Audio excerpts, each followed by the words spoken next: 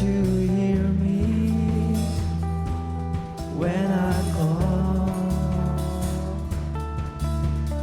Is it true that you are thinking of me? How you love me? It's amazing.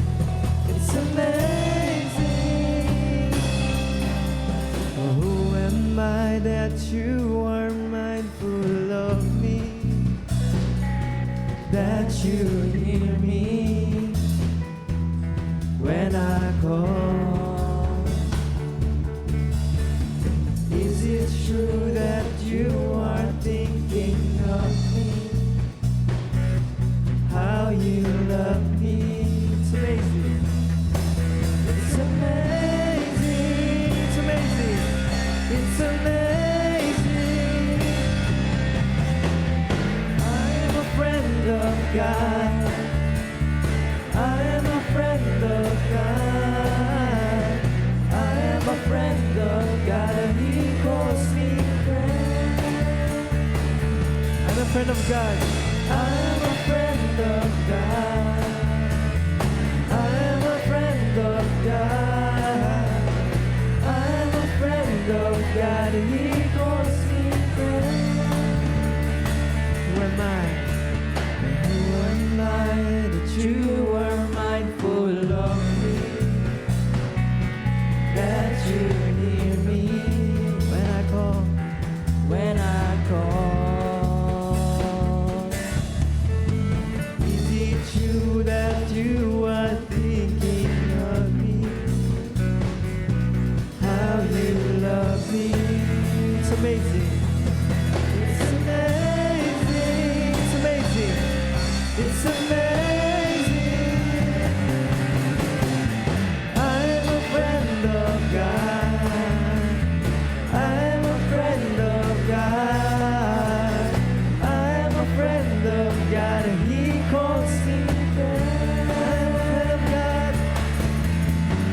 I am a friend of God. I am a friend of God. I am a friend of God. I am a friend of God, and He calls me friend. He calls me friend. He calls me friend. He calls me friend. He calls me friend. Amen. Hallelujah. Minsan pa po, palakpakan tayo po pagkakatamang Diyos. Amen. Hallelujah.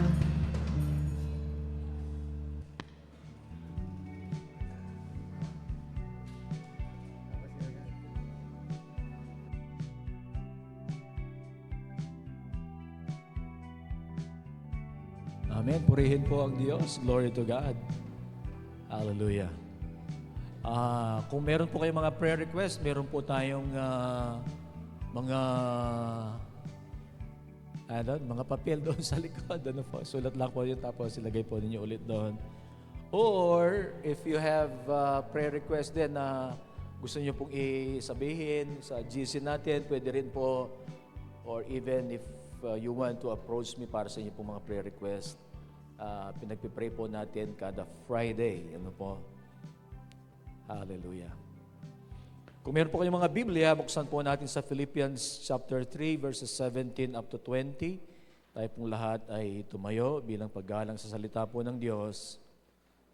Philippians chapter 3, verses 17 up to 20. Ito po ang sinasabi ng salita ng Panginoon. Philippians chapter 3, verses 17 up to 20. NIV po ang babasahin ko. Philippians 3, 17 to 20. Join together in following my example, brothers and sisters, and just as you have us as a model, keep your eyes on those who live as we do. For as I have often told you before and now tell you again, even with tears, many lived as enemies of the cross of Christ. Their destiny is destruction, their God is their stomach, and their glory is in their shame. Their mind is set on earthly things, but our citizenship is in heaven, and we eagerly await a Savior from there, the Lord Jesus Christ. Tayo po'y manalangin, nagpapasalamat kami, Panginoon, sa pagkakataon pong ito, that we can honor you, worship you, to give glory to your great name. Inihiling namin, O Diyos, ang patnubay mo po. Lord, buksan mo ang aming mga kaisipan at puso para sa iyong mga salita. Inihiling namin, O Diyos, na maipangaral ang iyong salita na mayroong kapangyarihan, may pangaral ito ng tama at ayon sa iyong kalooban, Panginoon. Inihiling namin ang iyong pagkilos sa bawat puso, sa kabuuan po ng kongregasyong ito. Pumagitna ka, Panginoon, ang iyong presensya, Panginoon, ay umilos. Panginoon, ang iyong presensya ay maranasan namin, O Diyos. Iparanas mo, O Diyos, ang iyong kalapitan. Panginoon, inihiling namin ng banal na Espiritu, O Diyos, ay alisin yung mga burden sa aming pong mga puso at maranasan namin ang kagalakan at ang kapayapaan, Panginoon, at ang pagpapalaya mo sa umagang ito. Lord, we honor you, Lord, and we worship you. This is what we pray. In Jesus' name. Amen. Tayo po makakaupo. Tayo po, mga tao, people naturally follow examples. Depende kung sino po yung kanilang mga gustong sundin. Kung minsan, ang kanilang sinusunod ay mga mabubuting halimbawa. Sabi ko nga po, depende kung sino yung gusto niyang sundin. Ay kung minsan yung mga bad naman, people follow examples, whether good or bad. Si Paul, magtataka ka po sa kanya. Kasi dito po sinabi niya, tingnan po yung pagkasabi niya, sabi, join together, magsama-sama kayo. Join together in following my example. Malakas ang loob po niya. No? Sa 1 Corinthians chapter 11 verse 1, sinabi rin po niya yan. Ang sabi niya, follow me as I follow the example of Christ. Ano po? Pero dito sabi niya, join together. Ang kabuuan po ng kanyang mga sinusulatan, ang mga taga-Filipos na mananampalataya, join together in following my example. He urges believers to imitate godly examples. Kasi sabi niya, follow me as I follow the example of Christ. Ano po? Godly examples rather than being influenced by worldly-minded people. Ito po ang ating dapat na sundin. Ano po? Kagaya ng sinasabi ni Paul, kung ano ang sinasabi ng salita ng Diyos, ano po, yun ang sundin natin. Yung mga sumusunod sa salita ng Diyos, sundin po natin. Hindi yung mga worldly-minded people. Ang passage pong ito na binasa natin, it contrasts two groups. Those who walk in Christ at yung pong mga enemies of Christ. Na po, binanggit po yan sa verse 18.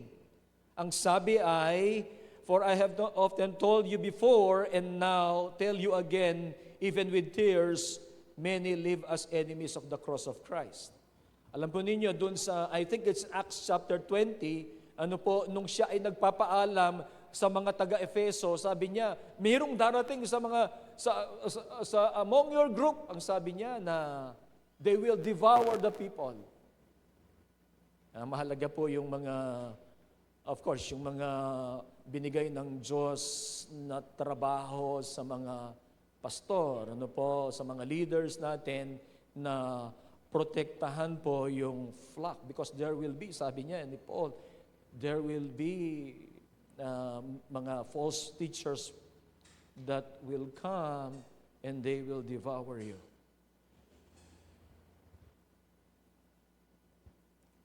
Kung ganito pala, merong contrasting groups. Those who walk in Christ and those who are enemies of the cross of Christ. Ang tanong, sino ang ating susundin? Dapat malinaw yung ating mga kaisipan kung sino yung ating susundin. Dapat maliwanag yan sa atin. Pero kung minsan po, ang katotohanan ay merong mga nahihiwalay. And pinipili po nila yon. At sana ang piliin natin ay yung godly, we follow godly teachings and godly people. Who will we follow? We must follow examples that imitate Christ and give glory and honor to Christ. Ang buong buhay po natin, it will be a journey. And our journey should be marked by our commitment to following Jesus Christ until the end. Hindi po pwede nasasabihin natin, palagay ko sapat na ang 10 taon ng aking paglilingkod sa Diyos, ang aking nalalabi pang panahon ay ilaan ko na sa aking sarili. Hindi po pwede yun. Our journey should be marked by commitment to Jesus Christ from first to last. Amen. Paul has set his life in following Jesus Christ. And as he boldly say, sabi niya, follow me. Follow me. As I follow the examples of Christ. Join together in following my example. Ang sabi po niya, just as you have us as a model. Binanggit pa pala niya yan. Just as you have us. Kami, sabi niya, as a model. Keep your eyes on those who live as we do. So hindi lamang siya, pati yung mga namumuhay na kagaya ng pamumuhay niya sa pagsunod po niya sa Panginoong Hesus. Of course, hindi niya tinataas ang kanyang sarili. Ang tinataas po niya ay ang in-emphasize po niya rito, sumunod doon sa kung ano ang itinuturo ni Jesus Christ. Follow me. Setting a right example for believers. Ang mensahe po ang pamagat, following the right example. Tinatawag po tayo ng Diyos upang mamuhay na mayroong kabanalan. God call to godly example.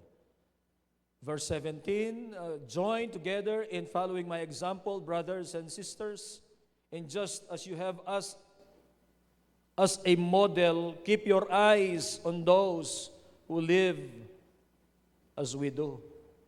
Join in following my example. Ang sabi po ni Paul. Si Paul po, pinipresent po niya ang kanyang sarili and other mature believers as models of a Christian living, on how a Christian should live. Di ba sabi niya, follow me, follow my example as I follow the example of Christ, just as you have us as a model. Kami, mga model ng paano mamuhay para kay Kristo, ay sumunod kayo. And also keep your eyes on those who live as we do. We must live our lives as Christians po. Ito yung ating identity. Binabanggit ko po ito, our identity is in Christ. So kung ang identity pala natin ay na kay Kristo, we must live our lives doon po sa call na yon. We must live lives worthy of the calling we have received. We must live lives as Christians. We must pursue Christ and we must be passionate for Him. Tinatawag natin ina-identify natin ang sarili natin kay Jesus Christ. Let us pursue Him. Siya po yung sundin natin. Siya yung desire natin. Siya yung passion natin. Ano po? At ang discipleship po, it involves learning from those who faithfully follow Jesus Christ. Follow their teaching, follow their example of life. Ano po? We learn from each other. Ang sabi po ng Proverbs, nakalimutan ko na, I think it's 17:17. Tama po kaya yun? As iron sharpens iron po ba yan? Hindi po, hindi ko na maalala. Okay, pero pag sinasabi po ay as iron sharpens iron. So pwede we can sharpen each other's faith. Ano po? Ang sabi po ng verse 7 pa rin, observe those who walk according to the pattern. Sumunod kung ano ang binigay na pattern ng Panginoon. Merong dapat tayong sundin kung paano po tayo mamuhay. Ano po? Sa 3 John chapter 1 verse 11, Beloved, do not imitate evil, but imitate good. Whoever does good is from God. Whoever does evil has not seen God. Po, ang sinasabi po ay sumunod kung ano ang ibinigay po na model, sumunod kung ano po ang ibinigay na example. Ano po? Imitate what is good. Do not imitate what is evil. And Christian growth happens in community. Ano po? Watch and learn from godly leaders. Join together in following my example, ang sabi po ni Paul, just as you have us as a model, keep your eyes on those who live as we do. Sino po ang ating tinitingnan? Ano po? Who are we looking up to? Are they people or leaders leading us closer to Christ? Sana, kung minsan, yung iba naman namin misinterpret nila yung passion ng mga ibang mananampalataya na gusto nilang dalhin sila sa Panginoon. And para sa kanila, it borders doon sa sobrang pakikialam. Tingnan po natin, kung tayo dinadala sa Panginoon, ay i-appreciate natin yung pong kanilang mga effort.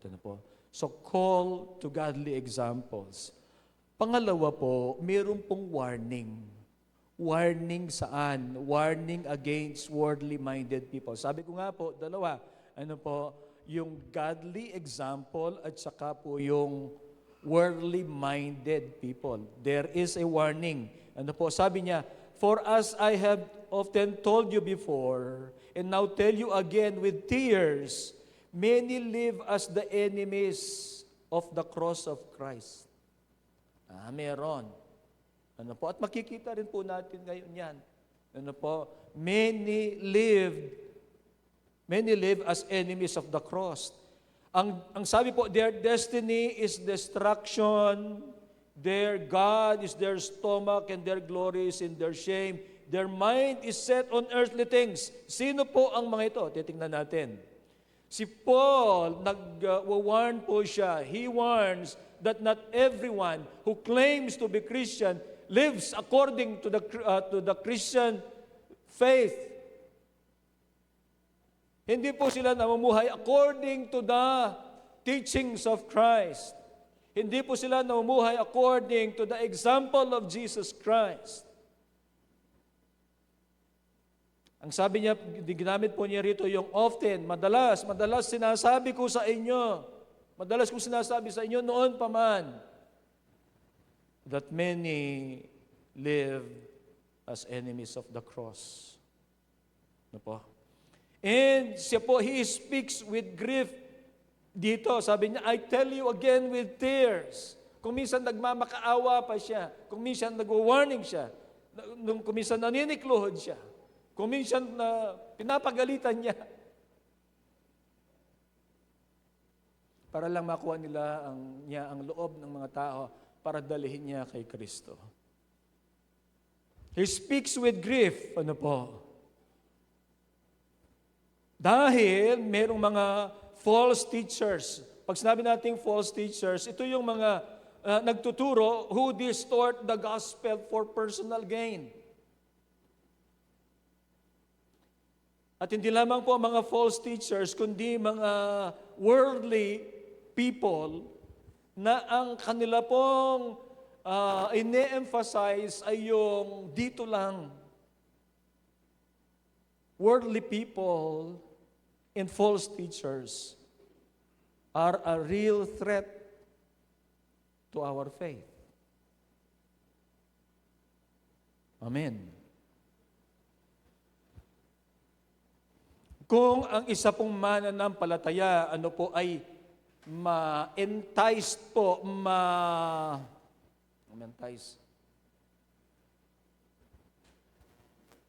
Yung siya po ay malinlang. Na malinlang, na maalis ang kanyang pananaw kay Jesus Christ o maniwala siya doon po sa mga katuruan na hindi po sa Biblia, o kaya siya po ay malinlang ng mundong ito na ang kanyang pahahalagahan ay ang dito lamang at ang pleasure ng mundong ito ang kanya pong ipupursu. He will suffer the consequences and he will perish. Ano po? Ang sabi po ng Revelation chapter 2 verse 12, nevertheless, I have a few things against you. Tinuturo po na ang sinusulatan po ay church. I have a few things against you. There are some among you who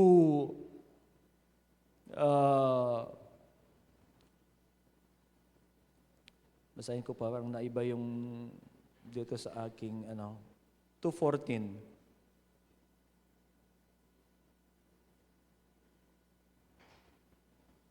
There are some of you who hold to the teaching of Balaam,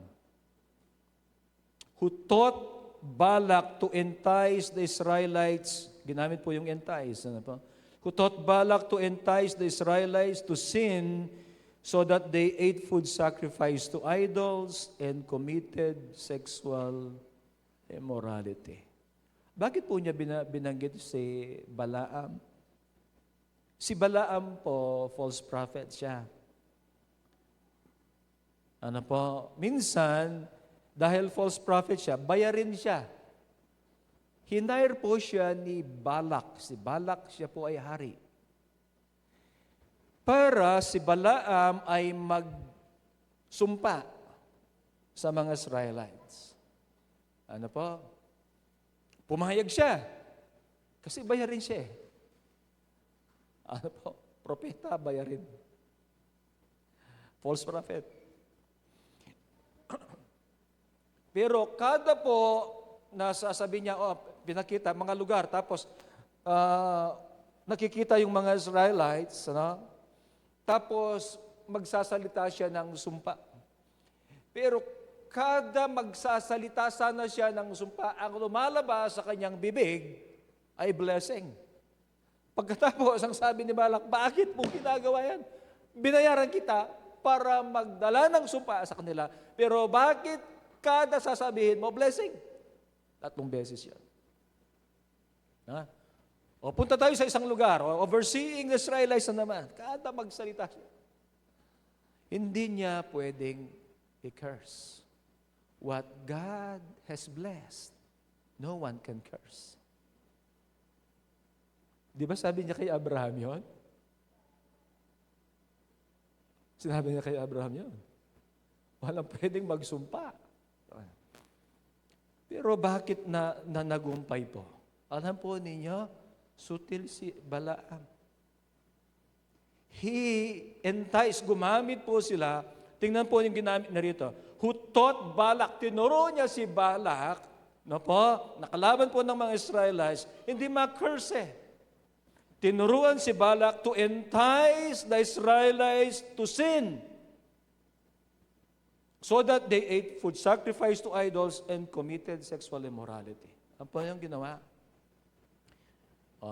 They caused Israel to sin against God through sexual immorality. Nagpadala ng mga doon. Upang magkasala ang Israel. And then, nagtagumpay sila. O sila mismo nasira, nagkasala sila sa Panginoon. Let us not be enticed by the pleasure of the world. We will suffer the consequences. We will perish. Ang sabi po dito, many live as enemies of the cross of Christ. At binanggit po niya dyan yung magiging result ng mga enemies of the cross. Ano po? Their destiny is destruction. Sino po ang mga ito? Enemies of the cross. Their end is destruction. Ano po? They are on the path of eternal ruin. Lahat ng mga lalaban doon po sa katuruang ito, ano po, in the end, they will suffer loss. Their end is destruction. They are on the path of eternal ruin. Their destiny is eternal separation from God. Hindi po ito pinili ng Diyos para sa kanila. Pinili po nila ito para sa kanilang sarili.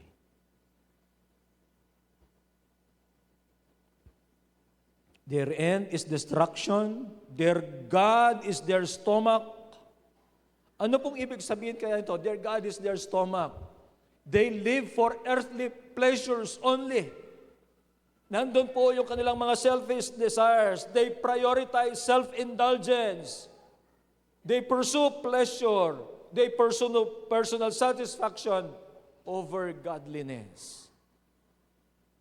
Wala silang pagmamahal sa Diyos. Ayaw nilang sumunod sa Diyos. Their God is their stomach. Pleasure. Ang gusto po nila, selfish desires. Their glory is in their shame. Paano kaya yun?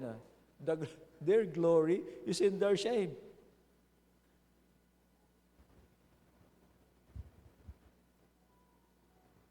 They take pride in sinful behaviors. Their glory is in their shame. Ibig sabihin, yung kanilang dapat na ikahiya, na kasalanan, ipinagmamalaki pa. Their glory is in their shame. At hindi lamang po yun. No? They take pride in their sinful behaviors and even influence others to do the same. Wala mo na kami, wala naman wala namang nangyayari sa amin.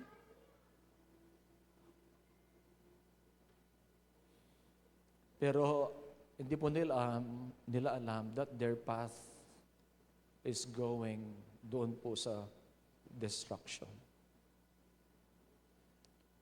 Their end is destruction, their God is their stomach, their glory is in their shame.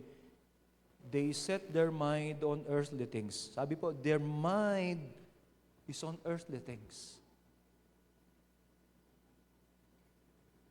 Parati ko pong binabanggit, hindi dapat tayo sa mundong ito. Tama po, dito tayo. Pero we are just pilgrims. Ano po, our citizenship is in heaven. Mamaya, third point natin yun. Ano po, dapat doon tayo, yung isip natin, ang ang buhay natin, ang puso natin ay nakatuon doon, nakatuon kay Kristo, nakatuon sa mga bagay. Ang sabi po ni Paul, sa mga bagay na hindi nakikita.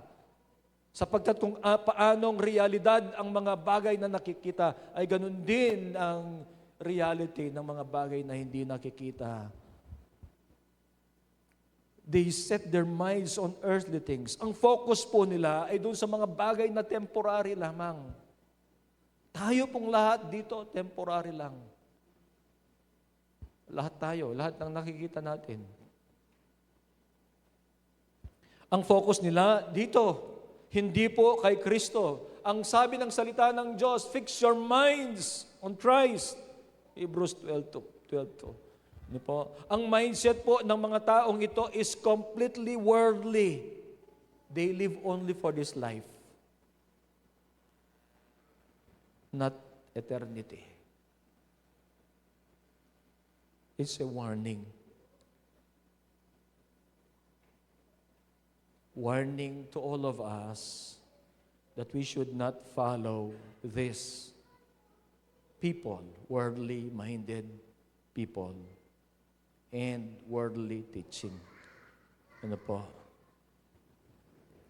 Since this is a warning, we must examine our lives.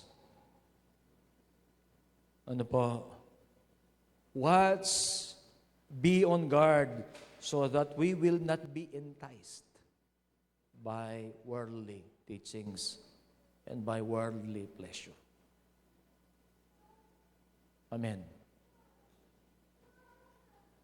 Kung minsan kasi may mga tao po na kung hindi po maingat, tapos kung hindi magpapatuloy sa pananampalataya, they will be enticed by the world.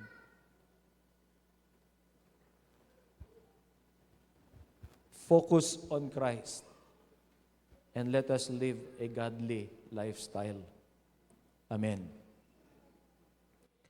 Following the right example, pangatlo po, live as citizens of heaven. Hallelujah. Live as citizens of heaven. So we must evaluate. Since ang context po nito, sabi ni Paul kasi, sumunod kayo sa akin, sundin ninyo yung mga model ng mga sumusunod kay Kristo. We must evaluate our role models. Sila ba ay dinadala tayo papunta sa kabanalan o sila ba ay idinadala tayo doon sa worldliness? Napupunta tayo doon sa tayo ay na-entice na,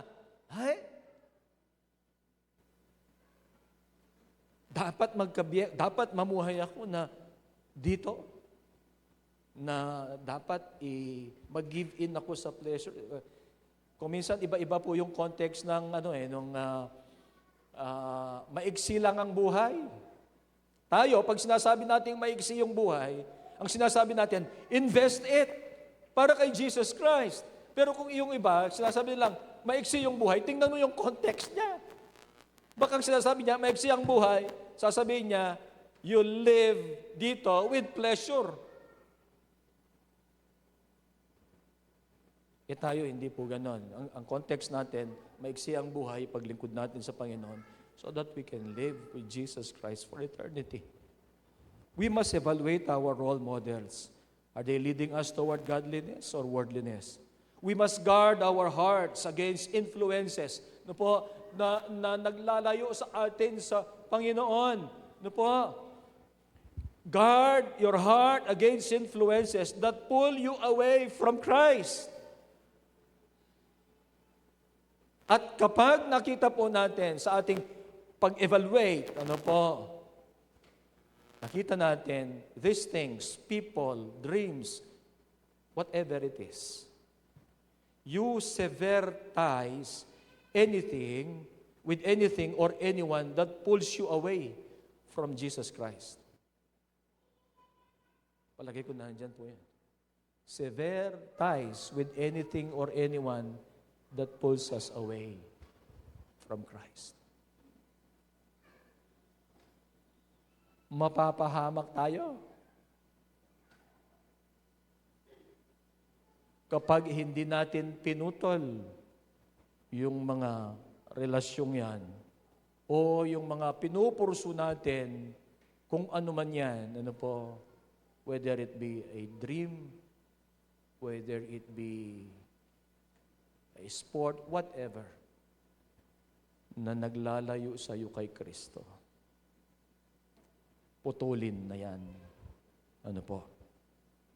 Ang sabi po ng Colossians chapter 3 verses 1 to 2, that we should set our minds on the things above. Ang sabi po ng verse 1, since then you have been raised with Christ, set your hearts on things above, where Christ is, seated at the right hand of God. Set your minds on things above. Ilang beses po niyang sinabi, no? Set your minds on things above. Set your minds on things above. Not on earthly things.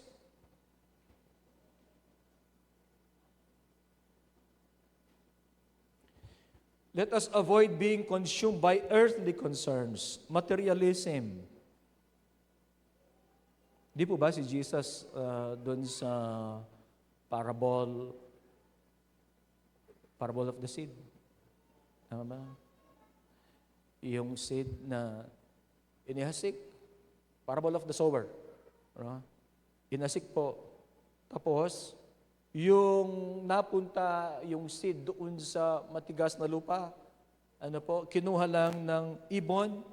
Pagkatapos yung isang seed naman napunta doon sa mababaw yung kanyang yung lupa. Makaagad tumubo, pero nung yung init ay dumating, namatay din. Merong napunta doon sa dawagan, ano po, tumubo pero hindi po namunga, hindi po lumago kasi marami yung damo.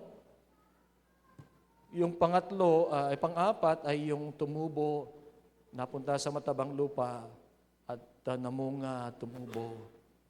Tumubo, namunga, 30, 60, and 100 times. Bakit ko po sinabi yon? Kung minsan kasi, yung earthly concern, yung sa pangatlo, hindi lalago. Because of the concern for materialism, concern for status, or temporary pleasures. Salamat sa Panginoon kung tayo po ay binibiyayaan at hinahayaan na makapamuhay ng komportable. Pero hindi po yun yung target natin, hindi po ba?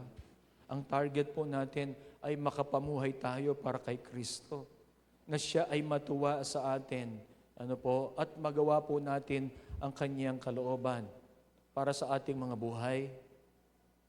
At kung ang kanyang kalooban para sa atin ay kung minsan ay ako po iniisip ko at ito yung katotohanan. Sometimes God calls us doon po sa ating mga komportableng kalagayan. Komportableng kalagayan sa buhay o kaya sa ating mga espiritual na kalagayan na tayo tinatawag ng Diyos na umalis doon sa kalagayan na yon at pumunta doon sa kung saan niya tayo tinatawag. Kung minsan nahihirapan tayo, uncomfortable yung buhay natin, it's because God is calling us na gawin po natin ang kanyang kalooban. Amen po ba doon? Let us set our minds on eternal things. Avoid being consumed by earthly concerns. Let us not be consumed by worldly cares. Seek God first. Sa Matthew chapter 6 verse 33, seek first the kingdom of God and His righteousness, and all these things shall be added unto you. We must invest in eternal treasures. Kasi po, di ba sinasabi ng Matthew chapter 6, mayroong treasure na nawawala? Ang mga treasure dito nawawala. Ang treasure po na hindi nauubos ay yung treasure na galing po sa Diyos. Ano po? Yung pong, sinasabi niya, mag-invest tayo. Doon po sa treasures, doon po sa kaharian ng Diyos. Invest eternal treasures through acts of kindness, through generosity, through evangelism. Share Jesus Christ. Ano po? And faithfulness to God. That's investment in eternity. Amen.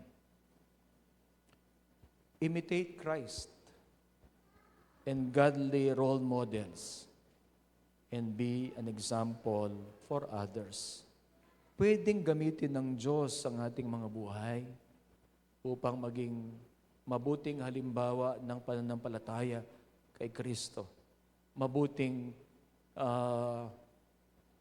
halimbawa ng pagsunod kay Kristo. Of course, wala pong perfect sa atin. And we only live by the grace of God. Pero hindi po ibig sabihin ng biyaya ng Diyos ay gagamitin nating lisensya sa hindi natin pagsunod o kaya doon sa paggawa natin ng kasalanan. Sasabihin natin, ay, ang biyaya ng Diyos malawak. Hindi po ganon. Tama po, malawak ang biyaya ng Diyos. Pero hindi po yan dahilan upang gawin natin na magkasala ng magkasala.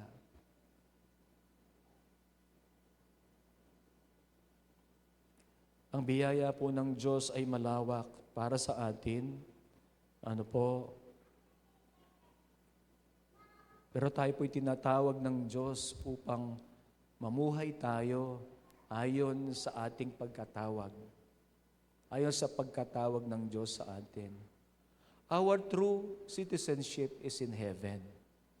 Ngayon, kung ang citizenship mo pala ay nandoon sa langit, hindi kaya dapat mamuhay ka ayon sa iyong citizenship na yan? Di po ba? Live as citizens of heaven. Kasi citizen tayo ng langit. Ano po? In conclusion, si Paul, challenge po niya tayo. Inahamon to be intentional in our walk with Christ. Let's be intentional. Ano po? Sumunod kay Kristo. Are we following godly examples? Or are we being led astray?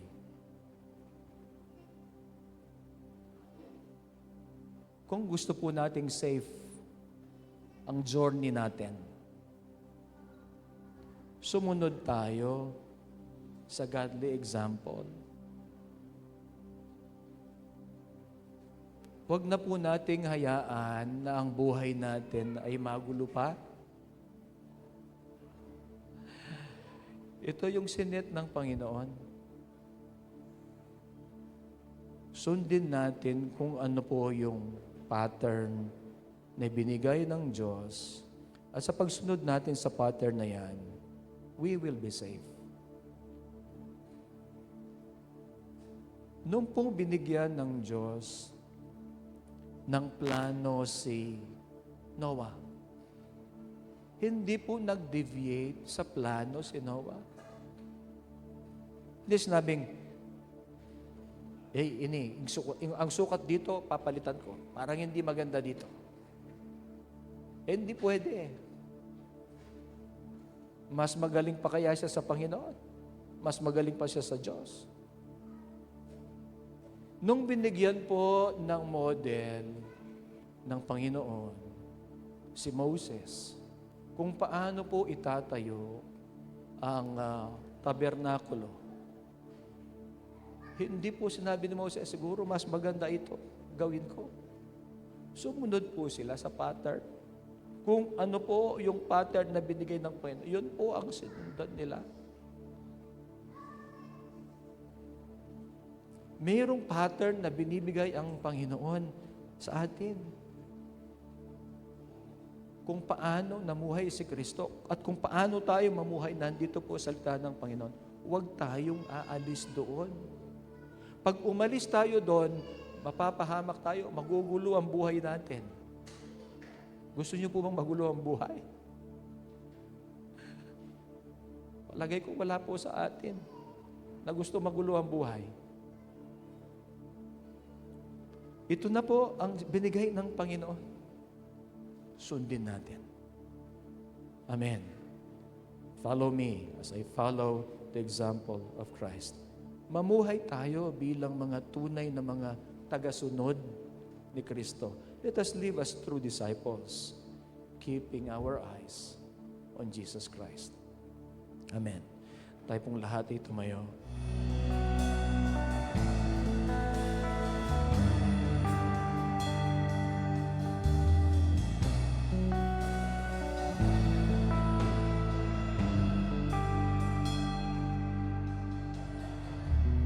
You are the source of life. I can't be left behind. No one else will do.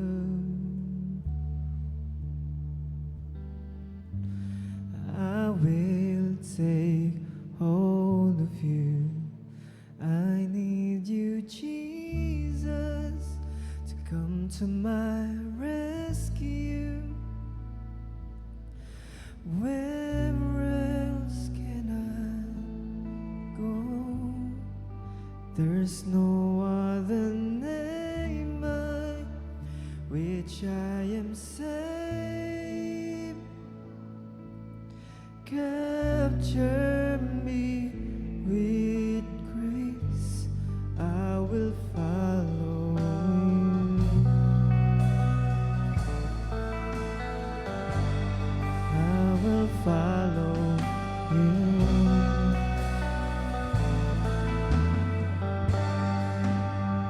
You are the source.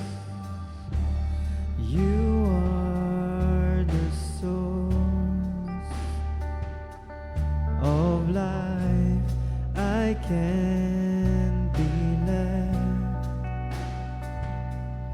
behind. No one else will do. I will take hold of you. I will take hold. I need you, Jesus. I need you, Jesus, to come to my rescue. Where else can I go? There's no other name by which I am saved. Capture me with grace, 'cause I need you, Jesus, to come to my rescue. Where else can I go? There's no other name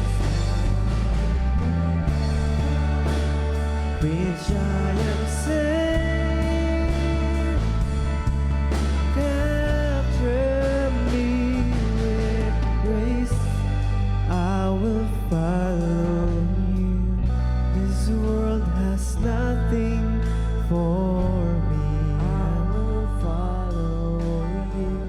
This world has nothing for me. I will follow you. This world has nothing for me. I will follow you. This world has nothing for me. I will follow you. This world has nothing for me. I need you, Jesus, to come to my rescue. Where else can I go? There's no other name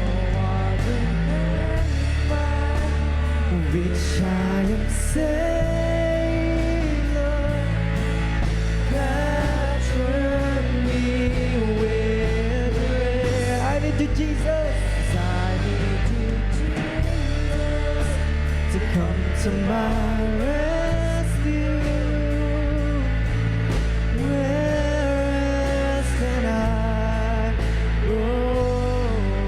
There's no other name by which I am saved.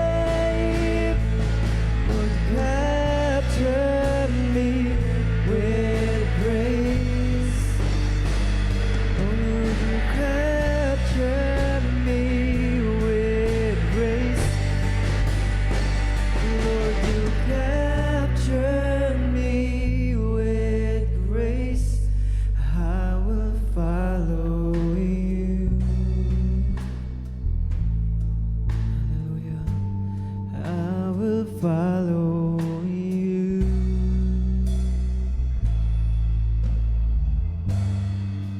Hallelujah. Susunod po kami, Panginoon, sa inyo. Kagaya po ng sinasabi ng isang awitin, there will be no turning back sa aming pagsunod. Salamat, Panginoon, sa iyong tawag sa amin for us to live godly lives. At kami, Panginoon, ay sumunod kung ano ang sinasabi ng iyong mga salita. At sumunod, Panginoon, sa halimbawa ng mga nauna sa amin na namuhay, na mayroong katapatan, pagsunod at pag-ibig sa iyo.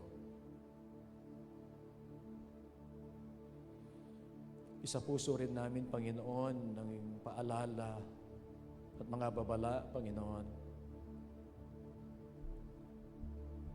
that we should not live for the pleasure of this world because there will be consequences.